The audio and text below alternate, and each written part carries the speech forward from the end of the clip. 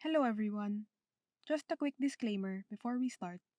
We want to have important conversations about Philippine history, but the information covered in this series only aims to give you an idea of what things were like during these periods in time. Now, let's begin.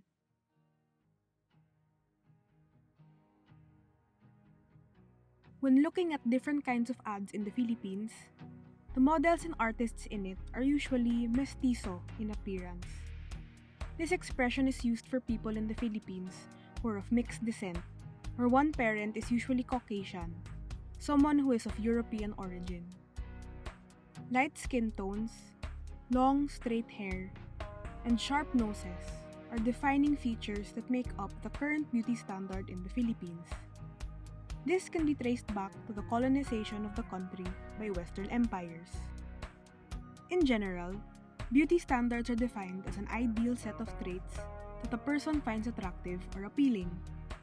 These traits could be related to physical features or to values and personality. Many serious problems developed as a result of colonization, one of which is the colonial mentality.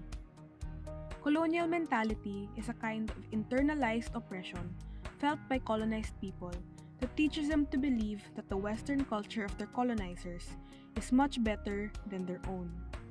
Such a mentality has deeply affected Philippine society, and one way this happened is through the country's beauty standards.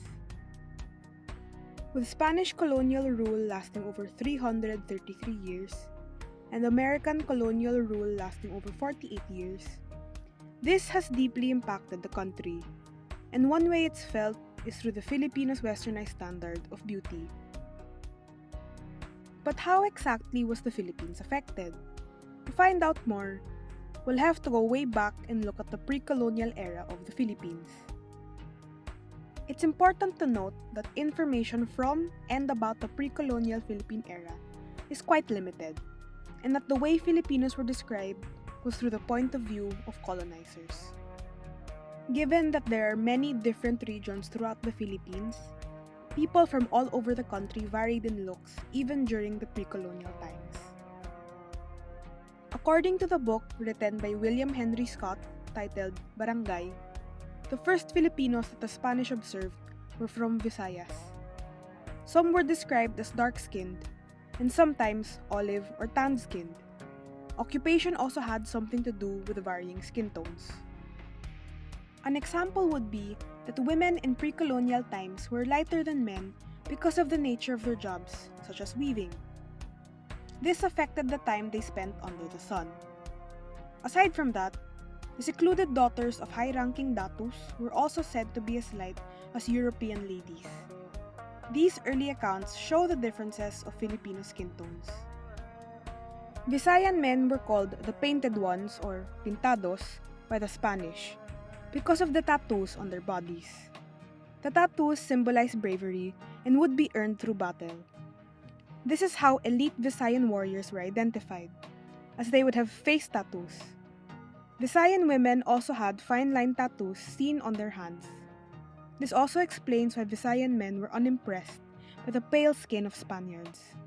Due to their lack of tattoos, Visayan men would refer to Spaniards not as maputi, meaning white, but as mapuraw, meaning natural or undyed. Much like today, Filipinos in pre-colonial times had their own set of beauty standards. Aside from having tattoos, there were procedures at the time that changed one's physical appearance to be able to meet the standards. Scott mentioned that the Visayans considered broad faces, with receding foreheads and flat noses, to be attractive. To get this look, a process called skull molding is done while a child is still a baby since their skulls are so soft. Along with being unimpressed by the Spaniards' lack of tattoos, this was not the only thing Visayans found unattractive. Spanish colonizers had pearly white teeth, which according to the Visayans is a shared feature with monkeys, dogs, and pigs. This is based on the idea that was spread throughout some Asian regions at the time that only wild animals had white teeth. This brought about a process called decorative dentistry, where teeth are filed to hide and correct any misalignment. Once the teeth are filed and aligned, it is then stained through different ways. Chewing anipay roots stain the teeth black, while lakha or ant eggs along with kaso flowers stain the teeth a deep red. However, the most impressive example of decorative dentistry is called pusad or gold work, where gold is added to teeth. Hairstyles in pre-colonial times varied from one community to another, and like today, went in and out of style. In the 1520s, Visayans in Homonhon had long, waist-length hair, while men in Surigao had their hairs pulled back and tied into a knot. In the 1560s, Cebuanos were gathering their hair up using a headcloth. Both men and women had very long hair. Women in particular would put different fragrances into their hair using flowers or sesame oil, which they believe promotes luxurious hair growth. Men, on the other hand, specifically the datus, preferred bolder scents like musk or mammal excretions. Filipinos from this region not only took great care of their hair, but they were also particular about their facial and body hair. Using a pair of clamshells in order to remove hairs, this would also be done on eyebrows. Both men and women in pre-colonial times would pluck or shave their eyebrows to thin arcs, which would resemble a crescent moon. Moving on to other regions, to the Bagobos of Mindanao, one's beauty is related to their fertility and ability to have children. This is based on evidence of their beliefs where a woman who had many breasts was worshipped.